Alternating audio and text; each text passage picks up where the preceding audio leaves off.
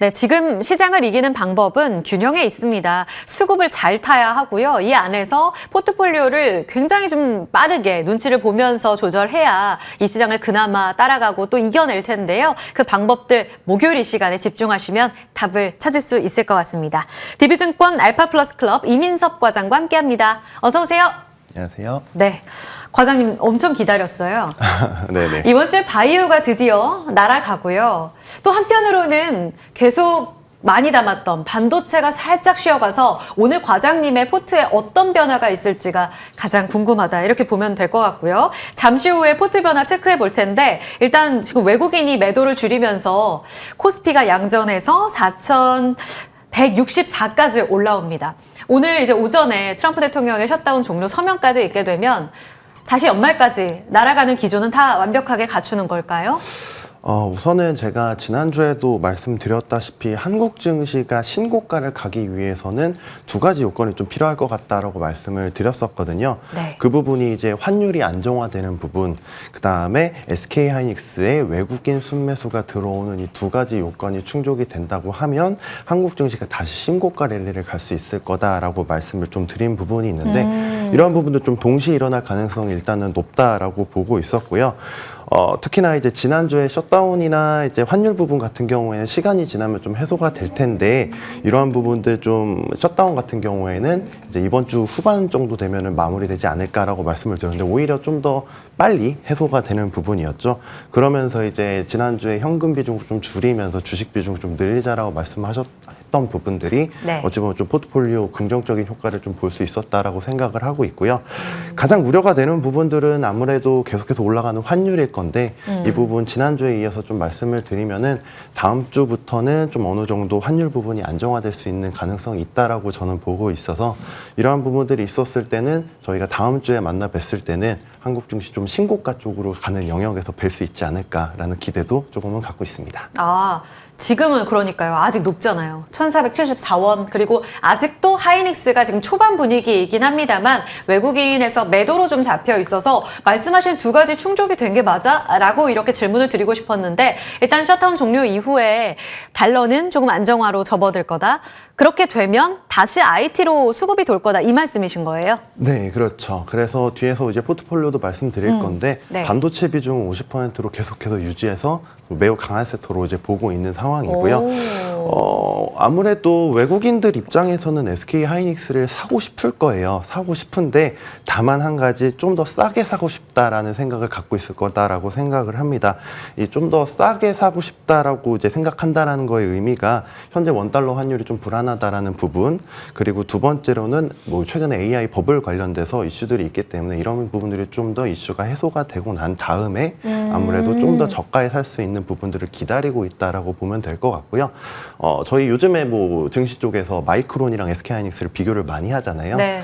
뭐 PBR이든 PER이든 그리고 EPS든 모든 부분에서 어찌 보면 한 20-30%는 SK하이닉스가 좀 저평가 받고 있는 부분들도 있기 때문에 네. 이러한 부분들 생각했을 때는 SK하이닉스 쪽으로 그리고 주도주인 반도체 쪽으로 신고가 랠리가 가능하다 이렇게 보고 있습니다. 다시 나온다. 네. AI 랠리 기대해보자. 그러니까 이번 주에 나왔던 고점이 4,226선, 그러니까 이 달에요. 그리고 밀리는 쪽이 3,867선인데 다시 윗방향으로 올릴 가능성을 높게 보십니다. 자, 그렇게 이 전망을 반영해서 바뀐 포트폴리오 바로 확인해 보겠습니다. 잠시 힌트를 주셨는데 지난주까지 반도체 비중이 늘었죠. 그래서 절반으로 지금 차지를 하는 그 비중은 유지를 합니다. 50% 반도체 비중 가장 높고요. 눈에 띄는 부분은 바이오입니다. 이전보다 늘어나면서 비중 확대 유일하게 가져가요. 30%. 코스닥의 대장 바이오와 이 코스피에서도 다시 한번 IT 투톱이 달려서 50%의 비중면 둘이 80%입니다. 그리고 전력기기는 15% 유지고요. 원전을 더 줄이면서 5%로 줄여가는 부분도 눈에 띕니다. 현금은 없어요, 과장님. 그렇죠? 네, 그러네요. 저 바이오 진짜 궁금했어요. 저희가 바이오를 이전부터 담아가면서 이제 코스닥의 새로운 대장으로 자리매김할 거다 이 이야기를 굉장히 이전부터 해주셨어요. 그 촉매제가 된 게 ABL 바이오의 어제 기술 이전 개혁이 아니었나 싶습니다. 예상했다. 여기서 비중 본격적으로 늘릴 시기다라고 판단하신 거예요? 네, 우선은 제가 예전부터 이제 20% 이상씩은 바이오를 계속해서 좀 들고 가야 된다라고 말씀드렸었던 부분도 있는데, 그러면서 이제 바이오를 뭐라고 표현을 해드렸냐면 활시를 당겨놓고 있는 중이다라고 표현을 좀 드렸었던 부분입니다. 하반기 때 바이오가 셀 거다, 유동성 장세가 있을 거다라고 예상은 했지만 워낙에 반도체 부분이 셌기 때문에 그 순서 자체가 계속해서 좀 밀렸었던 부분이 있는데요. 이제 전일 미국 증시에서 바이오나 헬스케어 부분들이 좀 더 많이 올라오기도 했고요. 그리고 이제 아까 말씀해 주셨듯이 ABL 바이오가 에로를 이제 나오면서 전 섹터 자체를 그냥 유동성을 폭발시키는 계기가 됐다. 이렇게 볼 수 있을 것 같습니다. ABL 바이오는 워낙에 이제 앞에서 뭐 많은 분들이 말씀을 해주셨을 거기 때문에 뭐 저희가 보유하고 있는 종목이나 관심 종목으로는 더 이상 이제 말씀을 드리지 않아도 강조될 부분이라고 생각이 되고요.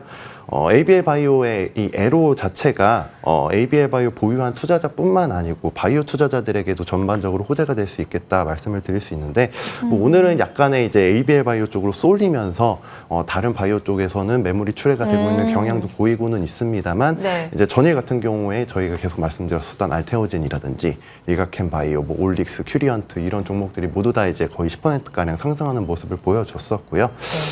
이러한 부분들에 있어서 예전에는 좀 호재가 나왔을 때는 세론이 나오는 이제 바이오 장세가 보였다고 하면은, 앞으로는 이러한 호재들이 나왔을 때 세론이 아니고 주가 상승 모멘텀으로 작용할 수 있는 구간이 왔다라고 보일 수 있겠고요. 뭐 알테오젠 같은 경우에는 올해도 계속해서 두 건 정도의 기술 이전 계약 기대감이 있는 부분들이 있고, 그리고 뭐 펩트론이라든지 다른 바이오 종목들도 모멘텀이 풍부하기 때문에 연말에 유동성 장세를 충분히 기대할 수 있겠다, 이렇게 말씀드릴 수 있을 것 같습니다. 제 기억으로는 이제 주력 종목 아래 나오고 있는데 ABL 바이오랑 알테오젠 이 양대 산맥으로 계속 밀고 가는 전략을 취하셨었어요. 네네. ABL 바이오는 지금 포트에 그대로 가져가면서 고점 조금 더 기대를 해보는 그런 구간이에요.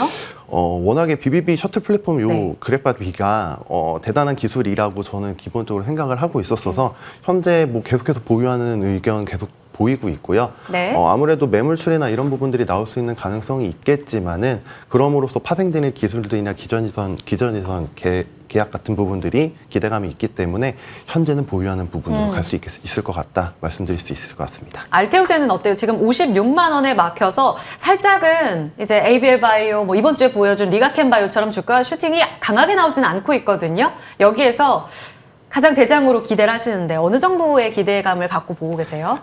많은 분들이 알테오젠 같은 알테오젠? 경우에는 한 70만 원, 75만 원 선까지도 네. 얘기를 하고 있는 부분인데, 저도 이 부분에 일면 동의를 하는 부분이고요. 계속해서 기술 이전 관련된 부분과 플랫폼 관련된 부분들이 확장성이 있기 때문에, 특히나 거기에 플러스 수급적인 요소에서는 네. 이제 그 코스피 상장까지, 코스피 이전 상장까지 기대할 수 있는 부분들이 있기 때문에 이러한 부분들은 내년까지도 유효할 수 있겠다, 이렇게 말씀을 드리고 있습니다. 그대로 가져갈 계획. 오늘 신규 포트로 이제 진입한 종목이 하나가 있습니다. 바로 소개해 주세요. 바이오의 그다음 후보군으로 뭘 보세요? 라고 질문 드리고 싶었는데 답을 주시네요. 네. 최근에는 이제 그 바이오 쪽으로 본다고 하면은 뭐 ADC가 유명하겠고요. 그 다음에 바이오 쪽에서 이제 비만이 큰 축으로 이제 서고 있는 모습인데요. 최근 들어서는 이제 화이자의 승리로 끝났지만은 이러한 부분들 이제 D&D 파마텍 관련돼서 메스란 인수 이런 부분들도 이슈가 됐었고요. 그런 부분들에 있어서 G2G 바이오를 한 번 더 대안으로 확인해 볼 필요가 G2G 있겠다 말씀을 드리고 있습니다. 이제 약물 전달 플랫폼이고요. 이노램프라는 이제 그런 플랫폼을 가지고 있는 기업인데, 이게 이제 미립구 기술을 이용해서 고용량을 주사하지만 이제 부작용 없이 장기적으로 천천히 약효를 지속할 수 있는 부분들에 대한 기술인 건데요.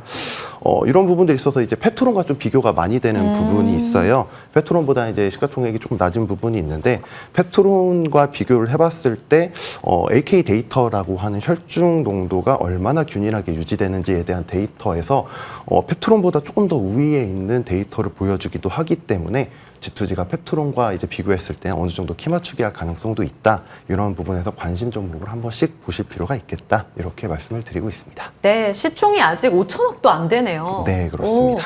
G2G 바이오도 결국은 비만이라는 측면에서 내년 키워드는 이게 효과가 유지되느냐, 이게 핵심이기 때문에 여기에서 플랫폼 기술력 갖고 있는 G2G 바이오를 새롭게 포트에 편입한다라는 계획을 말씀해 주셨습니다. 같이 지켜보죠.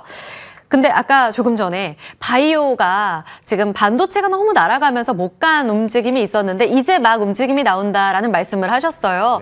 다음 주에 이제 반도체에 조금 더 힘이 실리는 움직임을 예상하셨는데 그러면 지금 반도체를 늘릴 때인가, 바이오를 더 살 때인가 이렇게 현금에 대한 고민이 있잖아요. 반도체 이야기 조금 더 들어보겠습니다. 반도체 같은 경우에는 이제 다음 주가 매우 중요한 시기가 될 거다라고 말씀을 드리는데 아무래도 다음 주 19일 날 있을 엔비디아 실적 발표겠죠. 네. 엔비디아 실적 발표에서 만약에 3분기 실적이 잘 나오고 그리고 AI 관련된 버블들을 완화시킬 수 있는 코멘트들이 만약에 나온다고 하면 역시나 다시 반도체 쪽으로 수급이 올라갈 가능성은 충분히 있다라고 보고 있고요.